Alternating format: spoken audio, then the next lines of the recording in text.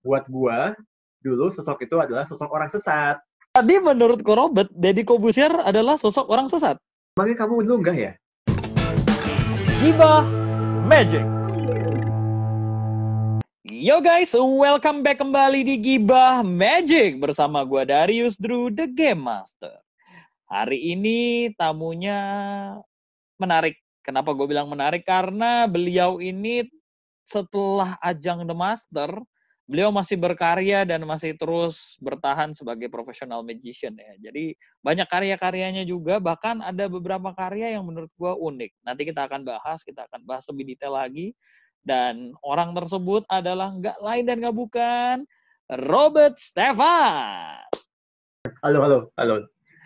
Iya Gimana kabar? kok. Puji Tuhan baik Baik, sama. kok. Gimana? Baik juga ya? Wah, luar Baik. biasa. Di tengah masa corona ini yang penting masih sehat, itu sudah luar Yang penting biasa. semangat, sehat, pikir positif ya, betul ya. Masih bisa Exactly. ketemu, masih ngobrol. Tiba-tiba Masih ada ya. Zoom di tengah pandemi, timing yang bagus banget. Iya. Ini Aneh ternyata kan? jadi aplikasi penyelamat tiba-tiba ya kan? Itu timing yang itu right apa ya? Right place, right time, right Nah, right people, place, right whatever. time. Itu kok bisa ya, pas banget gitu. Iya. Antara dibuat atau wah jadi teori Eh, konspirasi nanti. konspirasi. Konspirasi. Tapi tenang, hari ini kita tidak akan membahas konspirasi-konspirasian. Ya, Bukan di capek. channel gua ngebahas konspirasi, tapi kita akan lebih ngebahas soal siapakah Ko Robert Stefan ini. Nah, tapi Siapa? teman-teman, sebelum kita ya dia malah nanya, saya juga bingung siapa. Ya, tapi teman-teman, sebelum kita bahas lebih detail lagi mengenai Ko Robert Stefan, ingat teman-teman, jangan lupa saya tidak akan bosan-bosan untuk ngomong. Klik like dan juga subscribe channel Darius Drew.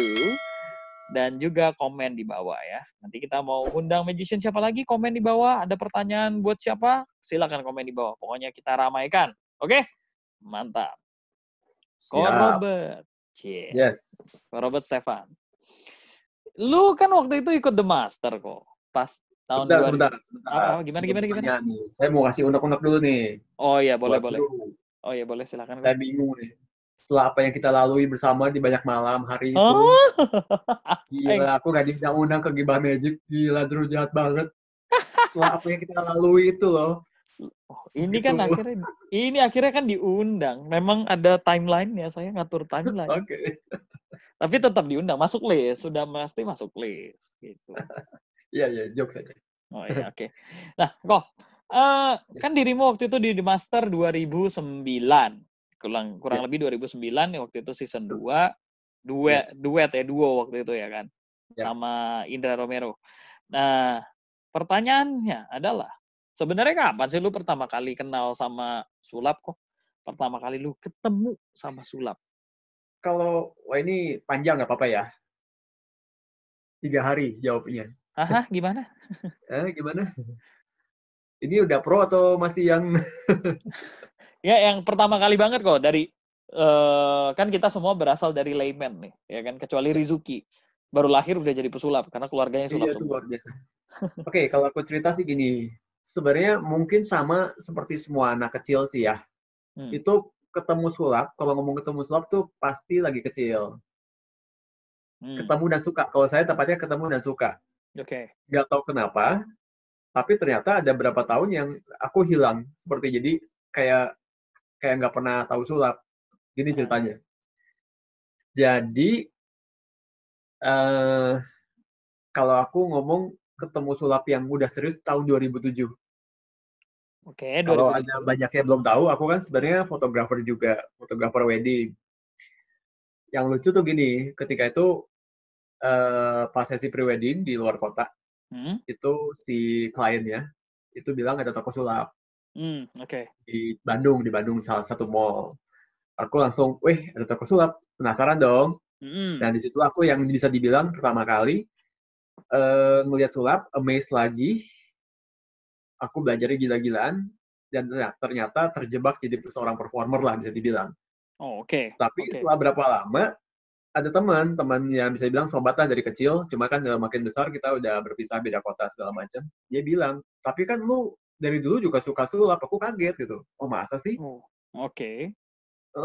lagi SMP, SMA kan kamu bawa gini gitu, bawa apa, sulap-sulap kecil gitu kan. Aku langsung, oh iya ya. Jadi ya itu aku bilang kayak ada masa yang, oh iya sebenarnya itu udah dari dulu aku suka sulap gitu. Ada missing link di Malah, situ. malah ketika kalau ada yang masih ingat kan aku spesialisnya waktu itu kan main two-person telepati. Ya. Itu tuh ternyata hal yang pernah dicita-citakan ketika aku mencoba, ya mungkin kadang-kadang kita ketika bawah sadar lagi ngelamun gitu ya, oh iya ternyata benar gitu. Ketika aku masih kecil SD malah, mungkin kelas 3, kelas 4 SD, aku pernah baca iklan. Aku lupa iklan koran atau majalah. Itu intinya kayak iklan baris gitu yang aku masih ingat samar-samar. Itu mengajarkan telepati dong. Oh Di wow, zaman dulu oke. ada iklan kayak gitu. Wow. Anda mau memanggil orang dari jarak jauh tanpa memanggil gitu kan. Itu kan yang, iya ya ternyata udah lama banget gitu. Cuman waktu itu kebayang dong kalau aku minta ke orang tua gitu ya. Mau Apa? belajar dong. Bisa dianggap Wah, gila kali. kamu Tapi itu, kenapa, jadi nak? ternyata perjalananku itu udah lama. Cuman I kalau see. ngomong serius banget, yang belajar banget 2007 ketemu toko sulap. Setahun setelah aku ke toko sulap, pas tahun di bulan Oktober, Mhm, prewedding mhm. dan aku ke toko itu Oktober 2017. Oke. 2007, sorry, 2007. 2007. Nah, 2017 udah maju kok. 2007, 2008-nya perform pertama kali. Oke. Terus Desembernya aku ikut audisi The Master. Januarinya main. Ah. Wow, dalam Ya, setahun ya. cukup aneh sih, cukup aneh.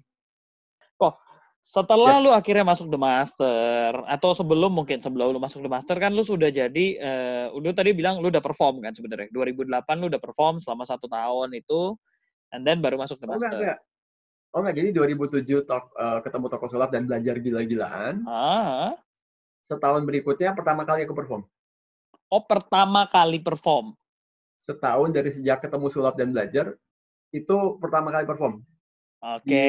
bulan yang sama, 1 tahun. Oke, baru habis itu The Tadinya Master. cuma, jadi awalnya aku sebenarnya nggak mau buat perform. Jadi kan ada tipe orang yang, belajar buat gua puas aja kalau bisa. Paling buat main ke Hobbies. teman-teman. Ada Ah. yang nantangin, sayang banget. Intinya gini, kayak kita punya sesuatu tapi tidak diamalkan, nah gitu lah. Buat Oh. apa? Oke, oke. Aku pikir ketantang, ada wedding temanku, aku boleh nggak aku perform buat kasih hadiah? Oke, di situ aku janji kalau orang pada suka, aku mau lanjut. Hmm. Kalau tidak ada yang suka, aku cuma belajar aja. Ternyata Ternyata reaksi bagus, ternyata reaksi semangatnya bagus. suka. Dan sampai masuk The Master. Ya, itu mujizat juga sih kalau buat aku, keajaiban. Luar Dengan biasa. 3 bulan pengalaman dong, Berarti setelah The Master akhirnya baru tuh berkarir sebagai pesulap. bisa dibilang demikian. Nah, Meskipun masih setengah-setengah ya, oh, masih setengah-setengah. Oke. Masih setengah-setengah. Kalau sekarang gimana kok? Masih setengah-setengah juga atau masih. masih setengah-setengah? Eh, Mungkin karena kecintaanku banyak ya, passionnya banyak sih, Ah. nggak sulap aja. Jadi aku mencoba cari satu jalur yang bisa menggabungkan semuanya. Ya Hmm. magic sama yang aku sukai. Tapi Itu tetap bisa jadi jadi pertanyaan lain sih. oh ya, tetap jadi performer kan berarti maksudnya. Ya, Oke. betul. Nah, oke. Sekarang kita gini kok. Kan kemarin itu sebenarnya gue lagi bikin polling di sebuah forum sulap Yes. yang ada di Facebook. Jadi di forum itu Polling lokal atau internasional? lokal, Lokal. Oke. buat magician lokal. Jadi waktu itu gue tanya, sebenarnya gue pengen tahu nih ekosistem magic di Indonesia saat ini sebenarnya magician itu tuh targetnya apa sih? Mau jadi celebrity magician kah? Oh, oke. Mau jadi hobis aja kah? Atau mungkin mau jadi supportingnya magician, buka toko sulap kayak, jadi Ya. konsultan kayak, jadi Hmm. thinker, jadi creator ya kan? Ya. Atau mau jadi hobis aja, atau mau jadi underground magician aja, atau mau Yes. jadi professional magician.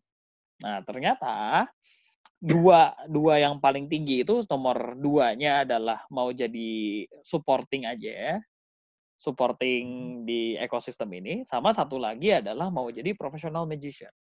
Oke, profesional. Ya. Professional magician. So, kita akan ngobrol tentang apa sih sebenarnya definisi dari professional magician nih?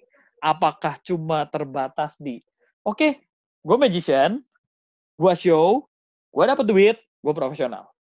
Atau gimana kalau menurut dirimu? Tadi langsung lihat kan gue garu-garu kepala ya. Oke, pendapat gue ya. Oke. Sebenarnya sih buat aku namanya professional magician sih dua arti.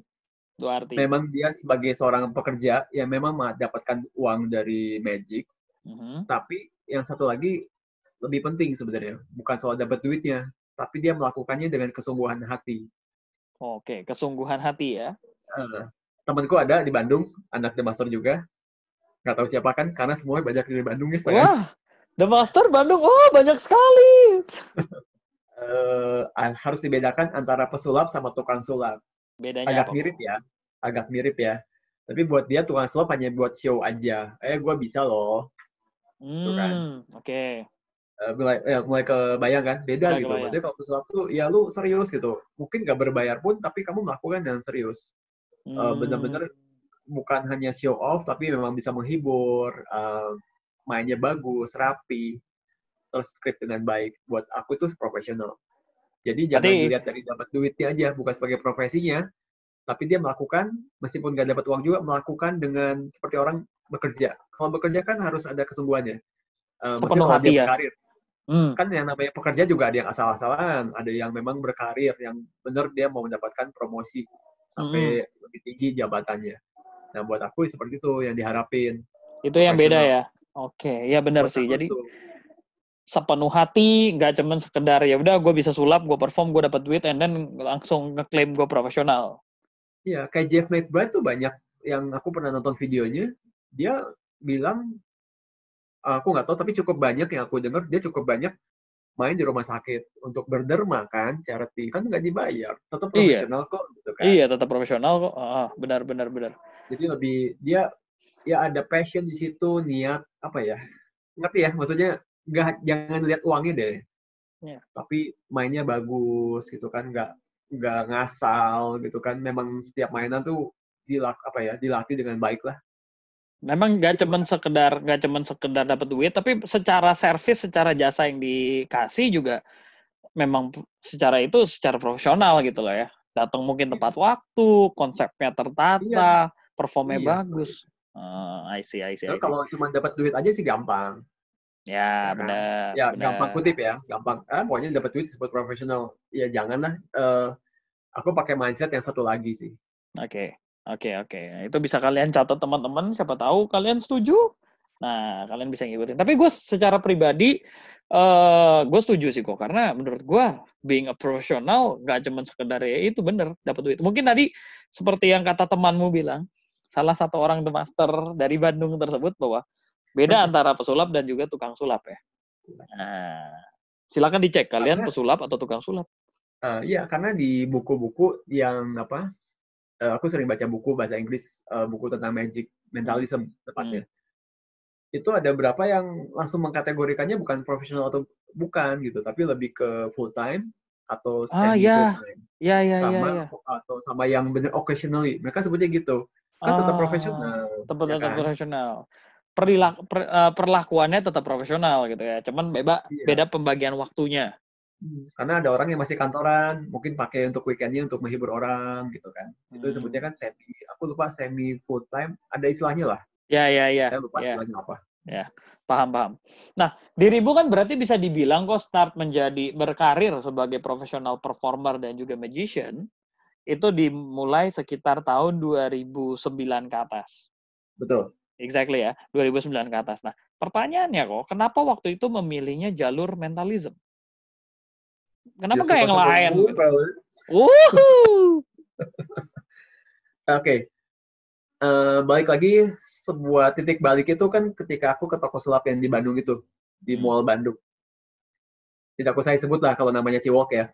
Ya, kita tidak tahu nama mallnya, seperti Ciwok itu, ya. Ya, jadi pertama aku ketemu, aku beli alat yang harganya mahal banget. Pas tahu cuma begitu doang. Tapi intinya aku mulainya dari card magic, sulap kartu. Card magic. Ya, dan saya lihat kebanyakan orang bermula dari situ ya, pertemuannya mereka dengan magic tuh dengan kartu. Basically, biasanya. Pertama-tama pasti kartu. Ya, karena mudah kan dibawa-bawa, hal yang umum gitu kan. Hal yang umum. Tapi kalau saya bilang itu kan masuk branch-nya atau ranahnya ranah ilusi ya. Nah, di situ aku ngerasa ketika udah, aku lupa 2 bulan atau 3 bulan ke sana, tiap minggu aku datang, mungkin seminggu bisa lebih dari 2 kali. Kok aku nggak enjoy? Cuma pertamanya amazed aja, oh ternyata sulapnya magic ya, bukan performernya. Magicnya, oh ternyata dengan sesuatu yang simple banget bisa bikin wah banget. Memang begitu kan, magic kan bukan sesuatu yang susah sebenarnya kan. Tapi simple, tapi hasilnya luar biasa. Yeah. Tapi melihat si yang di toko itu, aku ada kurang sreg. Jadi dia lebih kayak, gue bisa, lu nggak bisa. Aku kayak mendapatkan hal seperti itu. Experience itu yang didapat. Iya, jadi ya apalagi kan, ya tiap orang punya ego lah ya. Kan kesal juga gitu kan, iya gue nggak tahu, kayak dimainin lah. Dikerjain. Bukan sekedar menghibur. Oh, dibego-begoin saya. Dikasih puzzle kan, seperti gitu kan. Ya. Kan konon kalau puzzle tuh tingkatan paling rendahnya magic katanya gitu kan. Puzzle, terus apa? Banyak lah. Ya banyak, sampai astonish sebagainya. Ya gitu. Wah, baca buku juga ya. Kebetulan pas baca itu. Kebetulan ketemu orang yang baca terus cerita itu. Baca. Tapi itu tepat juga. Nah, tapi dari orangnya sama juga, dia malah ngasih tahu tentang lecture-nya Deddy Corbuzier. Oke. Jadi lucu kan, waktu itu, kalau serius mah coba dong ikut lecture Deddy Corbuzier gitu kan. Aku waktu itu nggak tertarik sama sekali, tidak tertarik aja. Ngapain sih gue lecture? Aduh, nggak tertarik ikut Deddy Corbuzier loh ini. Kok bisa tidak tertarik, Robert? Karena ya itu awalnya aku tidak bermaksud untuk serius di perform. Ya cuman, cukup lah. Jadi kayak orang yang malas ketemu orang-orang, ada kan kayak gitu kan. Gue cukup baca aja, nonton video. Dan yang paling lucu lagi adalah, buat gue, dulu sosok itu adalah sosok orang sesat. Wow! Jadi menurut Robert, Deddy Corbuzier adalah sosok orang sesat? Emangnya kamu dulu enggak ya? Wah! Bagi saya, bagi saya Deddy Corbuzier itu adalah, wah ini orang sakti ini ya, saya suka. Iya, sesat dalam arti itu, sesat yang maksud itu. Jadi, ini orang punya ilmu. Apa ya istilahnya? Sesat apa? Bukan sesat kali ya, salah ya? Ilmu hitam lah. Wah, ilmu hitam. Karena suka pakai baju hitam. Baju hitam, terus tapi ya ngerti maksudku ya. Ngerti. Orang bukan orang normal. Jadi dia pemuja setan whatever. Jadi banyak baca tabloid lah seperti itu kan. Ya. Aku udah nggak mau aja gitu kan. Meskipun kalau kita baca akhirnya itu karakter yang berhasil ya. Ya benar, itu akhirnya berhasil. Tapi ya itu jadi bumerang kan. Ya, selalu kayak Drew tadi, dua sisi kan, dua sisi. Karakter itu bisa diterima atau enggak. Exactly. Nah, terus tapi oke lah, jadi mulai ngerti kata mentalism kan, mentalis gitu kan. Apa sih mentalism gitu kan? Waktu itu benar-benar nggak tahu sama sekali. Cobalah nonton, coba belajar. Kok lebih menarik. Maksudnya langsung dapat rohnya gitu. Oh, ini gua banget. Karena butuh orang untuk partisipasi. Nggak kayak sulap yang ilusi kan cukup, kalau buat aku secara ekstrim, ilusi ya udah main sendiri aja. Orang tinggal nonton. Kalau ini kan kita mesti partisipasi mereka lah, gitu kan. Dan benar. Itu tantangannya lebih besar. Mereka pun nggak bisa hanya sekedar yang jadi yang tadi hubungan gua bisa, lu nggak bisa. Harus lebih dari itu gitu. Nah, mulai tertarik nih gitu kan. Oh, oke, mentalis. Oke, good. Nah, ketemu lagi toko sulap yang lain di Bandung. Miliknya salah satu peserta The Master juga tokonya. Banyak ya peserta The Master ini, aduh. Iya. Boleh sebut namanya? Boleh, sebut saja, nggak apa-apa di sini. Namanya Ivan Christian. Wah, Ivan. Kok Ivan? Saya nggak izin sama dia ya. Tapi gitu, jadi kalau kita nonton film silat atau apapun kan pengen berguru ke banyak tempat ya. Ya, benar. Ya, oh gue udah bisa ini nih, kita coba ke perguruan ini mau belajar ilmu apa gitu. Wah, Ya ke Bandung paling gampang belajar sulap dari toko ke toko gitu kan. ya. Ketemulah tokonya dia. Pertama ketemu tokonya tutup, ternyata bukannya malam. Ah. Lagi berapa kali, ketemu juga nih sama Ivan, kenalan pertama kali. Dia ngomong lagi, ya itulah kayak orang bawah sadar ya, kok nyambung terus gitu kan. Kayak kalau lu serius, ikut lecture Deddy Corbuzier. Ngomong sekali lagi, nanti Wah. bakal ada di rumah gua, dia bilang gitu, di rumah gua ada lecture Deddy Corbuzier. Wah. Ya dipaksain lah, datang kan, dengan harga yang oke lah, nggak murah juga. Di situ yang aku langsung jatuh cinta, Drew. Sama mentalism. Jadi yang tadi udah dari ilusi pertama kali card magic berubah ke mental, dan ternyata aku tahu itu namanya mental magic. Sedangkan Dedi buat aku namanya lebih ke mentalism. Di situ aku nemuin rohnya ya. Ini gue banget. Itu langsung, oh ini yang gue cari, ini yang gue mau. Nah di situ gue serius banget. Langsung bukunya mental semua yang gue baca. Wow. Bahkan Itu Korobat langsung, ini bisa dibilang orang yang koleksi buku mentalismnya itu banyak nih ya. Kan yang penting bukan koleksinya ya, tapi bacanya. Iya, bener juga. Destino Kalau itu juga kan ngomong. Kalau banyak buku bener, bacanya sih kan nggak tahu juga. Iya, bener juga ya. Saya punya 10 buku, kamu baca berapa? 1 halaman. Cuma juga, nggak guna ya kan. Oke, dari situ mulai mentalism, and then akhirnya berprofesilah menjadi professional performer di bidang mentalism ini. Menurut dirimu, untuk menjadi seorang professional magician, entah nih mau di pasar mana aja ya, menurut dirimu apa esensi paling penting yang harus mereka punya? Tuh kan gaduh kepala lagi kan. Ya, kita memang Tapi diulang pertanyaannya. lagi, diulang. Oke. Apa yang diperlukan? Apa esensi yang diperlukan yang mereka harus punya nih, entah itu mungkin skill-nya, attitude-nya, atau whatever. Tapi mereka harus punya itu supaya membantu mereka untuk menjadi professional magician atau professional performer. Pertama attitude ya. Attitude. Attitude yang seperti apa? Aduh, luas banget nih, susah nih pertanyaannya. Aduh, gini nih. Karena ternyata untuk yang aku belajar ya, banyak baca, tidak harus disulap gitu. Apapun yang kita lakukan, terutama misalnya di bidang seni ya, seorang artis lah, yang melakukan perform itu, ya attitude gitu. Tanpa itu orang bisa jatuh sih, dengan mudahnya akan jatuh. Bisa tidak disukai oleh klien atau penonton atau siapapun. Itu buat aku attitude seperti itu sih. Kalau kelakuannya brengsek pun, tapi itu karakter yang orang bisa tahu, itu orang suka kan. Tapi attitude itu tetap bagus kan. Oh ya. Bisa bedakan lah. Orang bisa bedakan tuh karakter, satu lagi itu benar-benar brengsek gitu kan. Kan. Buat aku itu. Kedua, kerja keras sih. Kerja keras ya. Kerja keras. Iya. Itu ngomongnya gampang, ngelakunya susah. Karena terutama di Indonesia, kalau ngomong sulap ya, kok ya ini pendapat pribadi bisa salah sih. Kayaknya terlalu mudah mendapatkan sulap. Jadi mainnya ngasal juga tetap dianggap jago. Mainnya ngasal juga tapi dianggap jago. Oke. Sedangkan di luar negeri kayaknya nggak terlalu banyak pesaing yang lu nggak bisa main-main. Jadi di sini tuh ada sebuah attitude yang gue udah bisa satu trik aja, udah kayak dewa banget. Drew pasti pernah ngalamin lah ketemu orang seperti itu. Wow. Ya kan? Maksudnya tuh masih di atas langit masih ada langit lagi lah. Maksudnya tetap belajar karena banyak orang nggak mau belajar. Aku ngalamin kok dari sejak The Master itu apapun gitu, teman-teman yang lain di luar The Master juga. Minat belajar itu nggak panjang, udah merasa cukup. Ya itu, iya. Ngalamin. Iya, gitu. Aku pernah ada di fase itu soalnya kok. Oh gitu ya? Iya, ini jujur-jujuran ya. Gua pernah ada di fase itu. Mungkin hampir semua pasti begitu, pasti ngalamin. Cukup lah segini, gue udah anggap jago kok. Dan sekarang kan zamannya, ini istilahnya yang rada lucu nih. Tahu dumbing down nggak sih? Dumbing down, apa tuh kok? Baru dengar.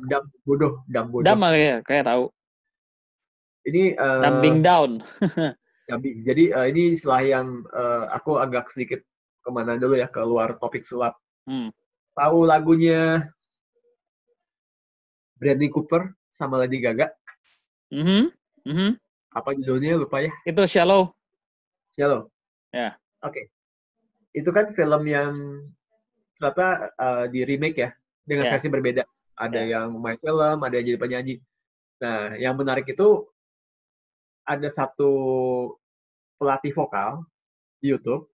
Jadi dia tuh isi videonya dia, YouTube channelnya, mereview si penyanyi-penyanyi. Oke. Ini bagus nih, sini bagus. Kayak misalnya dia nge-review, bukan orang ini, tapi tipe video yang sama, review si Aladdin. Si ceweknya siapa namanya, yang India itu? Siapa sih? Saya lupa namanya. Dia puji, nah ini susah nih, pas nada ini dia susah nih, dia bagus bawainnya, segala macam. Pokoknya dibahas ya, dianalis. Nah, si lagu Shallow itu dibahas. Ketika mereka perform di acara Oscar atau apa, saya lupa deh. Oscar ya kalau nggak salah ya. Dia sih bilang itu biasa banget. Orang ini bilang biasa banget. Padahal buat aku melihat si lagu itu heboh banget ya. Lagunya heboh, di acara Oscar juga gitu ya. Dianggap acara penghargaan lah. Tapi dia bilang itu jelek banget. Biasa banget. Karena sekarang tuh, dia bilang, sekarang tuh orang dubbing down, dia bilang. Jadi zaman dulu tuh susah banget loh bikin menyanyikan sebuah lagu tuh susah gitu. Tapi ngerti maksud gue ya? Sekarang ngerti. tuh segala macam dibikin jadi mungkin yang gitu aja dianggap bagus. Berarti standar audiensnya dong yang turun. Itu dubbing down itu standarnya, jadi sekarang kok nurun gitu. Oke. Gitu aja bagus. Nah, itu yang membuat si para performer, terutama Magic juga, jadi segitu ya cukup lah. Orang nggak ngerti kok. Nah, kalau kita ngomongin soal Magic nih, ini jadi menarik kok. Karena kalau kita lihat komen-komennya, semua acara TV sulap beberapa kali ini ratingnya turun kan. Dan kalau ditanya kenapa ratingnya turun, alasan mereka, sulapnya gitu-gitu aja. Sulapnya gitu-gitu aja, ya kan. Padahal kita yang di belakang, effortnya gila-gilaan gitu ya kan. Untuk bikin satu rutin yang menurut kita bagus dan layak untuk ditonton. Berat. Tapi ternyata mereka ngomong biasa-biasa aja. Apakah ini standar mereka ketinggian? Atau mereka pemahamannya yang tidak setinggi itu? Atau kalau kataku gini Drew. Ini agak berbeda sama yang jawaban aku tadi. Tadi kan lebih ke apa yang diperlukan untuk seorang menjadi seorang profesional performer lah ya. Ya, benar. Attitude, kerja keras pasti lah. Sebenarnya itu aku akan menjawab hal-hal yang sangat klise lah, semua tahu lah. Ya kan? Ya apalagi tapi nggak melakukan biasanya. Pasti kan attitude, kerja keras, segala macam. Nah, kalau yang tadi, itu juga akan menjadi pertanyaan yang pernah terjawab sih sebenarnya. Gitu-gitu aja. Nah. Karena kalau mau fair, kita harus tanya ke mereka, gitu-gitu aja maksudnya gimana? Iya dong. Benar. Ekspektasi lu apa? Gue pernah nanya kok. Gue pernah nanya selagi-lagi di forum itu ya. Oke. Gue pernah nanya. Tapi jawabnya magician atau apa? Nah, gue nggak tahu masalahnya dia magician apa bukan. Susah dong. Forumnya kan terbuka kan. Tapi dia jawab seperti ini kok. Dia jawab seperti ini. Ya harus menunjukkan yang berbeda dong, yang luar biasa, harus yang keren. Oke, contohnya seperti apa? Ya kan? Harus bisa melakukan yang di luar nalar. Contohnya Chris Angel bisa membelah badan wanita jadi dua, bahkan sampai ucus-ucusnya kelihatan dan mereka bisa berjalan. Oke. Saya menghela napas sedikit saat melihat jawaban itu ya. I mean, kita magician, kita tahu lah ya, maksudnya ya kita ngerti lah gitu. Oke.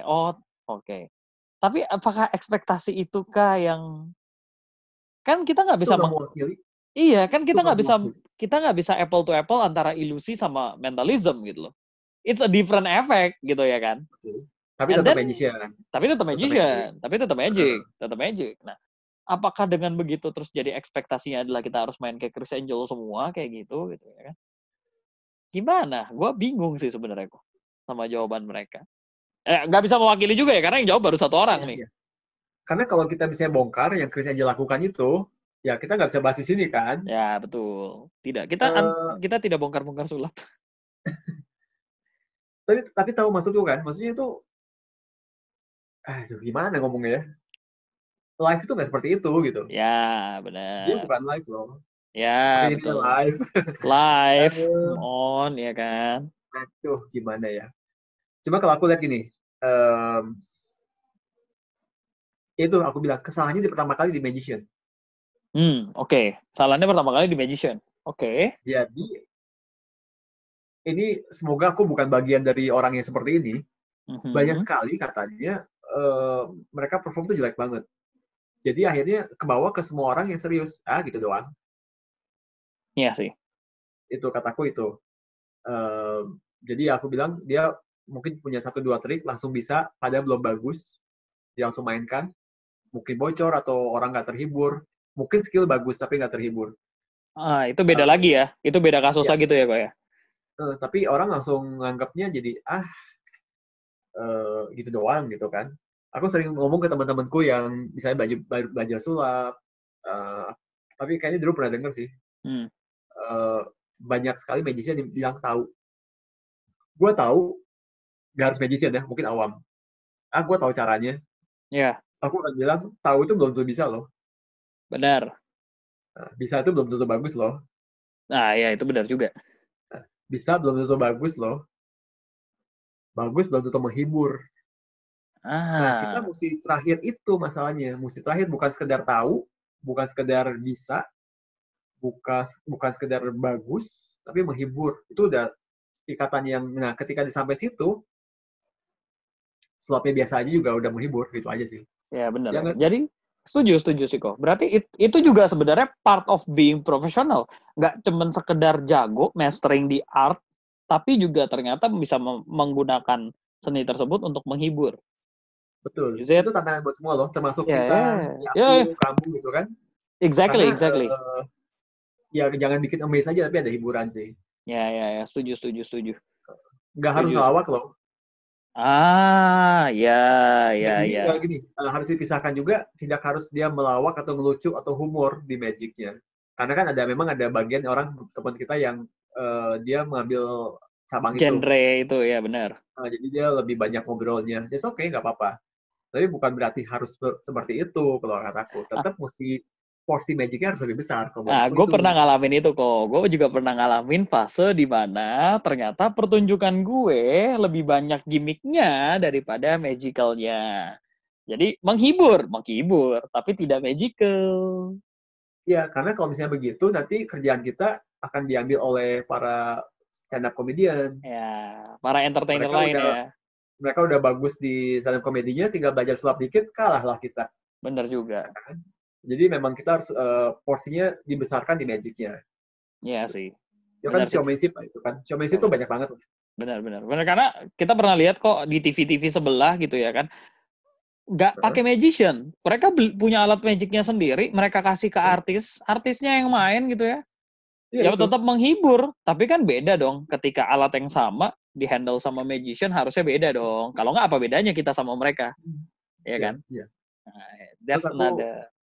Betul. Terus ada satu lagi teori yang suka banget, ini aku sering bagi ke teman-teman juga.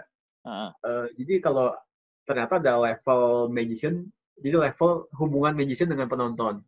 Oh, oke. Itu ada yang pertama, level paling rendah, I'm capable. Gue bisa. Gue bisa, lu nggak bisa. Nanti yang berikutnya makin, kenapa? Ya, gue bisa, lu nggak bisa gitu. I'm capable doang. Kedua, aku lupa kalau nggak salah, pokoknya gue menarik, gue enjoyable. I'm enjoyable. Oh, oke. Jadi udah mulai, wah asik juga nih ditonton gitu ya. Ya pokoknya mengasihkan untuk ditonton. Nah yang terakhir adalah we're wonderful. Kita wonderful. Jadi yang kan pertama udah capable, enjoyable, magical. Yang terakhir aku lupa yang keempat apa. Yang kelimanya we're wonderful. Jadi itu kita keren semua loh. Bukan gue hebat atau lu hebat aja. Kita semua hebat. Wow. Nah, bisa ke situ nggak gitu. Makanya ya kalau kita punya teori seperti itu kan kita ngejar ke situ yuk gitu. Jangan cuma gue bisa doang gitu kan. Ya, benar. Nah, itu teman-teman. Banyak teori, benar. Itu karena pasti sering baca buku. Oke. Tapi percayalah teman-teman, itu benar. Itu adalah ilmu-ilmu teori-teori yang sebenarnya penting dan membantu kita banget ya untuk perform ya kok ya. Dan percayalah, nggak di lecture di YouTube sana, nggak di lecture itu di trik-trik sulap yang kalian beli itu nggak di lecture. Nah, itu harus Iya. didapat dari buku-buku, bahkan dari lecture-lecture private kayak gini kali ya kok ya. Itu baru bisa Lecture, dapat. terus ngobrol yang nggak hanya gibah doang. Kalian. Gibah yang benar, maksudnya gibah yang, Ya, yuk jangan kita gibah trik doang, tapi kita mau kemana, misalnya Magic Indonesia mau kemana sih? Apakah kita seperti yang dilakukan kita bersama nih, kalau teman-teman yang mengikuti pergerakan Magic kan, yang di Jakarta, Bandung, aku termasuk juga, kita udah mau jualan konser, bukan hanya lagi jualan. Itu kan benar. obrolan-obrolan yang memang sih, terus terang kelemahan kita hanya masih wacana. Ya. Udah dimulai gitu, yuk kita mau ke situ loh arahnya. Udah mulai gerak lah kok, nggak cuma wacana-wacana tipis Ya, gitu. nggak, karena yang tadi kita obrol aja tuh. Oh iya. Sejam kedua itu. Sejam kedua itu, betul. Ya, maksudnya, ya, yang penting kita udah bisa ke arah situ ngobrol. Karena dari obrolan-obrolannya yang banyak sharing bagus. Baca buku, benar. yang nggak YouTube doang lah. YouTube doang kan kebanyakan lebih ke trik doang. Trik ya, metode lah. Itu obrolan filosofi gini yang sebenarnya mengasihkan sih. Untuk beberapa orang memang menyebalkan sih.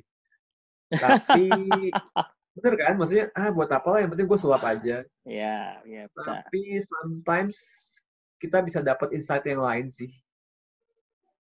Ya kan, siapapun yang udah junior, senior, ketika ngobrol-ngobrol bisa dapat sesuatu yang berbeda. Dapat sesuatu lagi, belajar lagi. Benar, gue setuju. Gue aja sampai sekarang masih terus loh kalau ada orang magician nge-live gitu, gue selalu nongkrongin. Karena gue pengen tahu bahasannya apa, bisa dapat belajar apa lagi sih gue gitu ya kan. Ini tuh rajin atau malah nggak ada kerjaan? Nah ya bingung juga ya saya. Saya apa kerjaan saya? Gitu. Oke, kok. Tadi kita udah ngebahas kurang lebih packaging menjadi professional magician. Nah sekarang, gue mau tanya lagi nih kok. Setelah lu masuk The Master, ini kan berikutnya nih orang selalu nanya nih, setelah kita udah siap segala macam, kita pengen jualan, kita juga pengen dapat uang. Wajar, semua orang pengen dapat uang, semua orang pengen punya penghasilan. Pertanyaan gua, apakah dengan dirimu masuk The Master waktu itu mempermudah jualan Anda?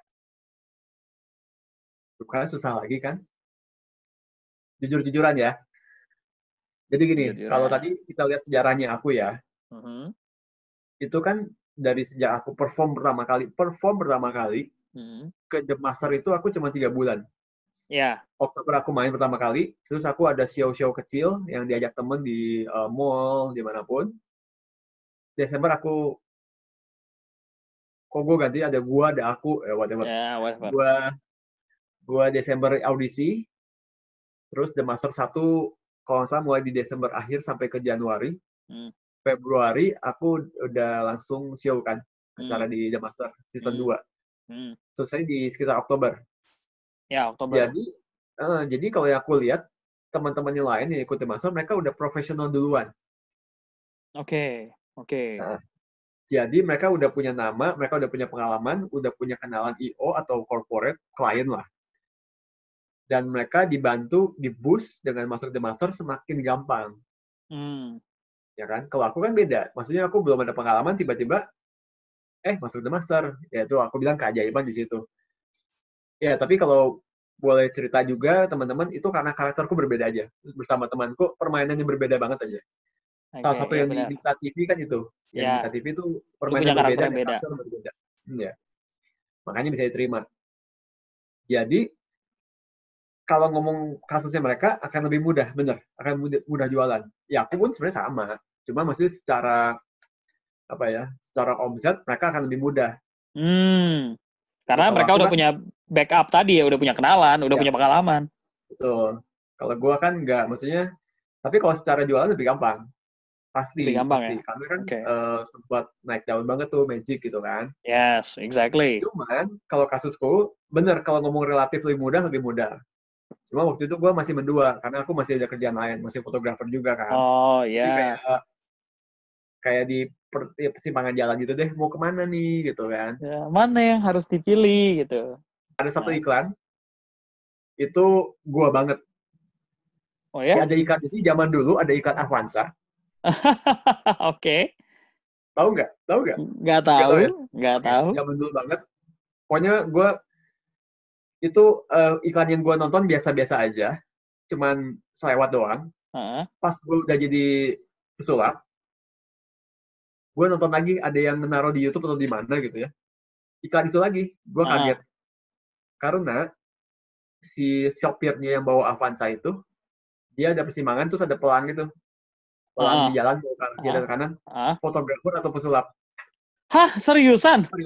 Serius. Wah, itu harus dimasukin. Part itu nanti akan coba gue masukin. Itu langsung yang jep, anjir.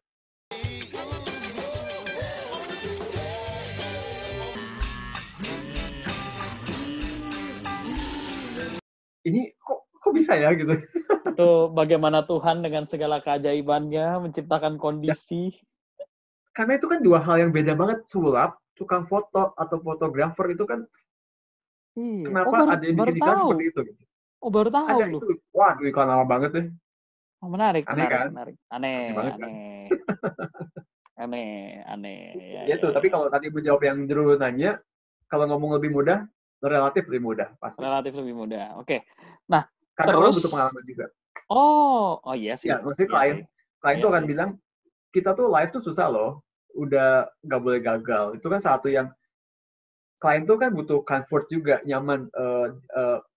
Oh iya, ini acara gue mesti berhasil loh, jangan sampai nama gue jelek nih, klien gue gimana. Butuh kepastian gitu ya kan. Mereka butuh rasa aman. Ya, itu yang salah satu yang bisa jadi dijual. Iya, selain keartisan ya. Ya, benar.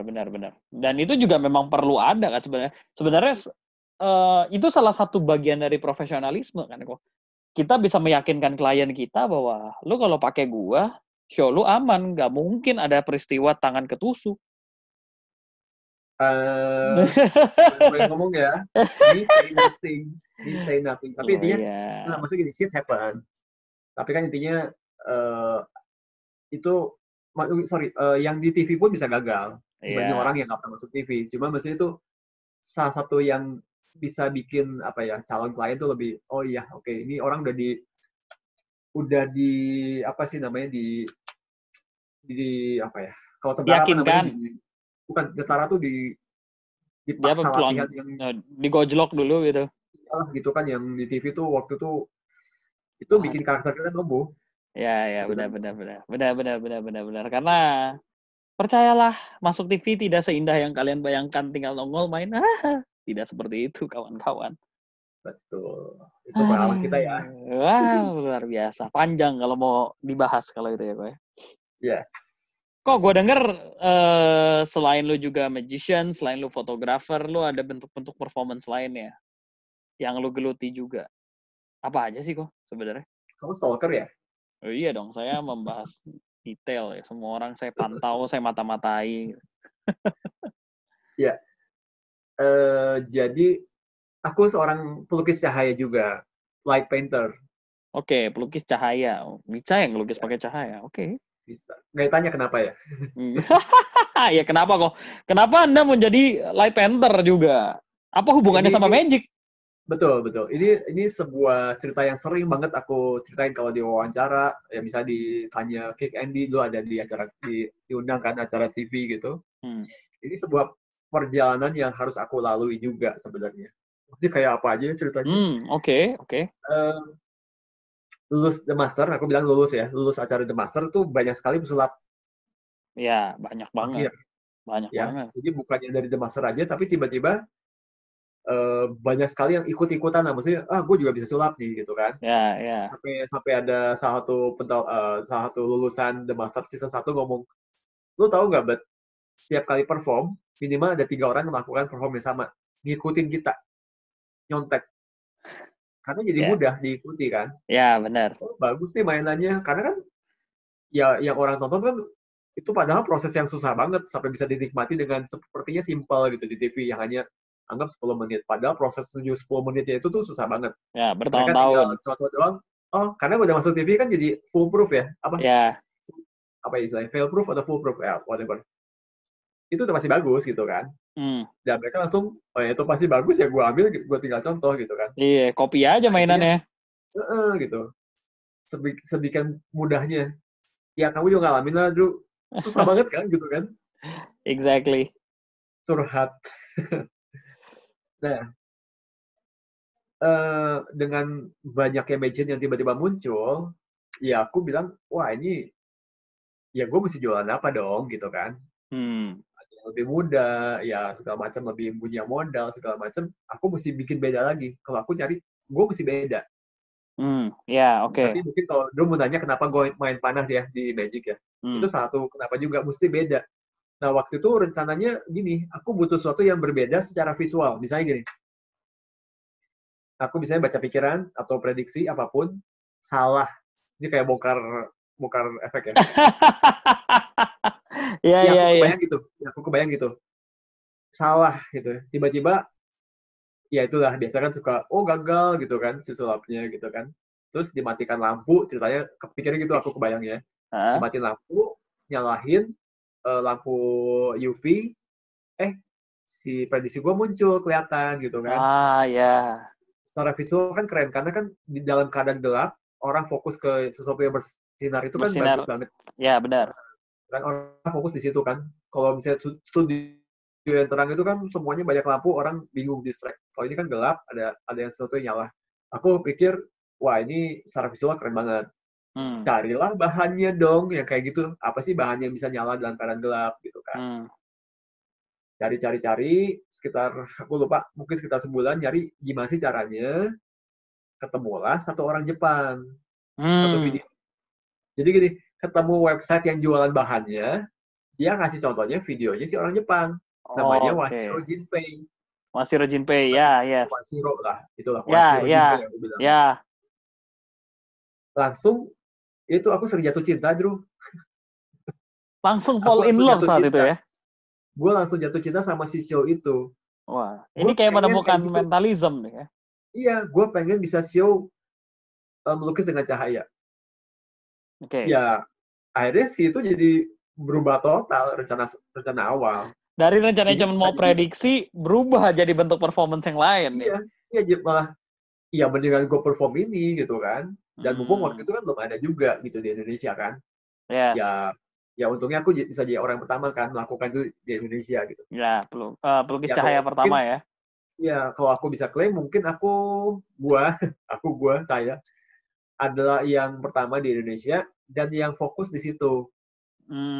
Ya, karena banyak pemain kan akhirnya jadi dia performnya macam-macam. Ya. Kalau gue ya sulap sama pelukis cahaya, udah dua itu aja. Kok tiba-tiba saya berasa deja vu? Ada apa? Dengan yang ngelukis-lukis. Lebih fokus. Karena melukis cahaya itu nggak gampang. Ya, mendingan gue fokus di situ aja. Gitu kan. Amazementnya beda kok. Nah, akhirnya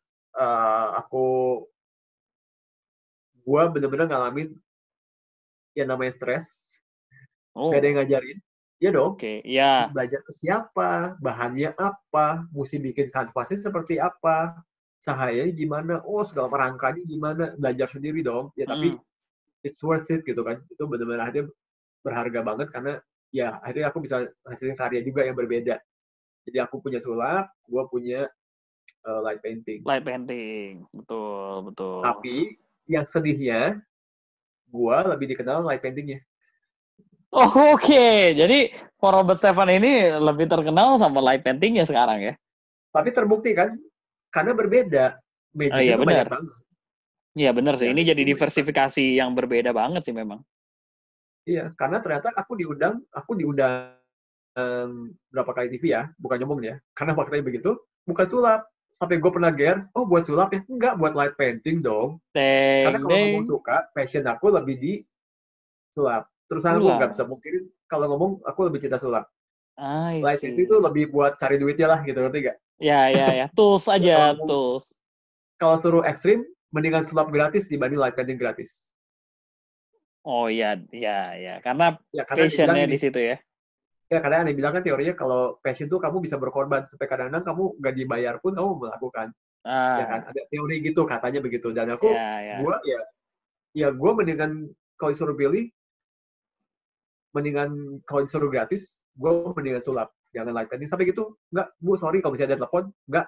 Kalau mau sulapnya aja kalau misalnya harga segitu. Aku bilang gitu. Ya, benar. Karena kan diundang ke Metro TV sekali, 2 kali kan, Kick Andy sama Selain Pandang lupa, agak lama. Kemudian diundang lagi kompetisi, malah menang dua-duanya. Bukan bakat biasa, sama satu lagi di Gong Show. Iya, live painting loh, gitu maksudnya. Come on man, gitu kan. Kadang-kadang ya it's live gitu kan. Ya, it's Kita live, ya benar. disyukuri aja. Ya, benar. Toh itu juga apa ya? Itu juga Ya memang jadi pencarian tools. gue juga gitu kan. Iya, masih part of us juga gitu. Walaupun kalau ngomongin passionnya lebih ke sulap gitu. Ya, betul. I Lucu see. kan, makanya. Lucu. Menarik. Gitu. Ya, live painting lah. Live painting. Ya. Mungkin itu juga bisa jadi masukan buat teman-teman kali ya. Mungkin apa ya? Maksudnya tools kita buat nyari pendapatan menjadi performer tetap bisa macam-macam juga gitu. Dan juga kalau gue perhatiin kan yang dirimu lakukan di light painting itu tetap pakai unsur-unsur performance bagaimana sama kayak perform Magic kan sebenarnya kan. Betul.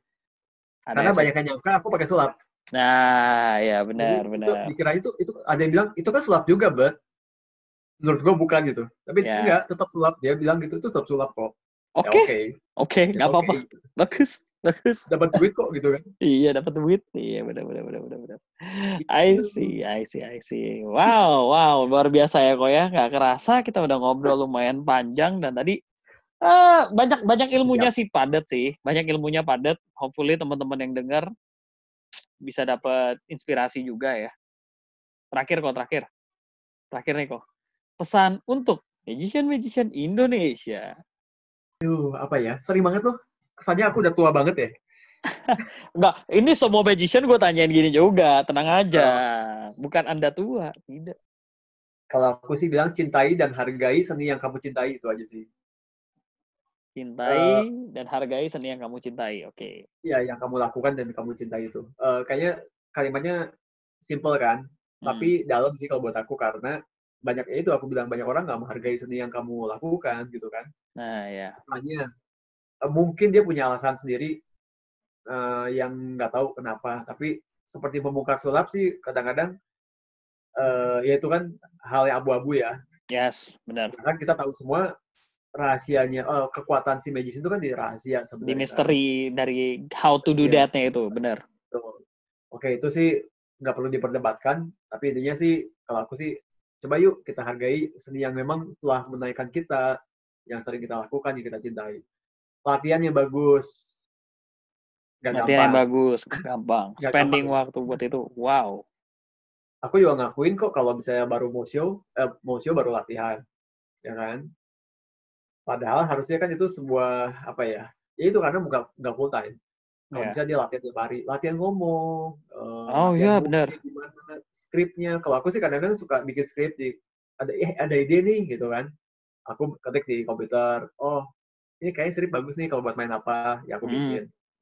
Memang nggak dilatih, tapi minimal aku masih mikirin sesuatu. Gitu. Ya, benar. Itu latihan, bikinnya bagus dulu. Ya gitu sih. Apalagi ya? Ya itu sih. Itulah ya, menghargai, cintai seni yang kalian cintai ini. Keep on practice, jangan ya terus belajar lah ya. Jangan pernah berhenti, jangan pernah puas dengan apa yang udah dicapai sekarang. Terus belajar karena selalu ada hal yang baru ya pasti ya tiap hari ya kok ya. Betul. Nah mungkin kalau teman-teman ngeliat aku kayak ngajarin banget ya. Wah. Kayak ya nggak sih kayak aku nggak tahu sih dulu aku nggak gitu ngikutin gibah yang lain sih. Enggak sih, this is sharing. Ini kan pandangan Korobet terhadap sesuatu yang mau kita sharing. Cuman aku ternyata passion aku tuh kan selain perform memang senang ngajar. Mungkin karena punya genetik dari bokap ya, almarhum, kan dia dosen. Ya, makanya aku kan tadi Drew nanya, ya aku sulap iya, light painting iya. Fotografer iya. Ya, fotografer udah agak ketinggalkan, lebih ke hobi sih.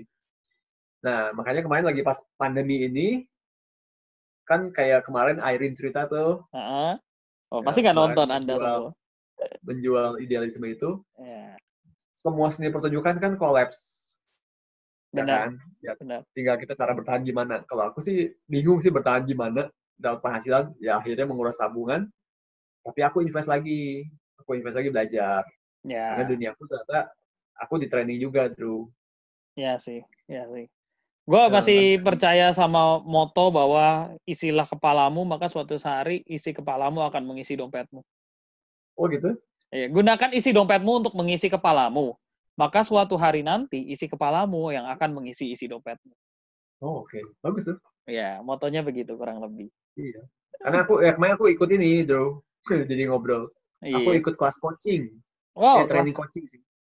Pernah dengar gak sih? Training coaching. Oh, oke. Di training untuk menjadi seorang coach berarti. Ya. Oke, I Kalau see. di Instagram ya itu sih. Nanti ada salah satu teman kita mau ikut coaching aku. Oh, nice. Itu juga Ya, karena menarik. itu ya termasuk hal yang mengasihkan juga sih. Ya, dan memang berbagi sesuatu, sharing something. passion dirimu juga kan ya, Ko ya? Oke, jadi teman-teman para pecinta gibah, kalian bisa mengikuti update-update-nya dari Korobet. Tentunya follow di Instagramnya Korobet tuh, udah nongol kan. Di follow aja, nanti bakal ada update-update. Siapa tahu mau ikutan coachingnya juga gitu. Saya juga kayaknya daripada jadi magician, saya mau jadi coachnya magician. Bagaimana cara menjadi coach? Nah, bisa tanya Korobet. Jadi, ya mau dibahas di sini atau itu rahasiain aja kok, karena siapa tahu bisa saya jual juga. Lumayan pendapatan. betul. Gitu teman-teman. Oke, thank you so much Korobet ya, udah ngobrol panjang banget. Thank you atas sharing ilmunya. Hopefully. Emang udah direkam ya? Gimana? Oh iya, astaga. udah direkam. Hopefully kok apa yang kita obrolin ini bisa bermanfaat tentunya buat diri kita masing-masing dan juga magician di luar sana atau pecinta-pecinta gibah lainnya. Oke, thank you so much ya Ko ya. Thank you. So guys, tadi kalian sudah mendengar langsung dari Korobet Stephen, itu seperangkat set untuk menjadi professional magician. Wow, hopefully banyak banget yang bisa kalian ambil, yang bagus-bagusnya bisa kalian terapin di dalam kehidupan kalian berkarir sebagai seorang magician. Oke, akhir kata, jangan lupa untuk like, subscribe, dan komen di bawah ya. Dan saya Darius True, it's time for me to say, game over.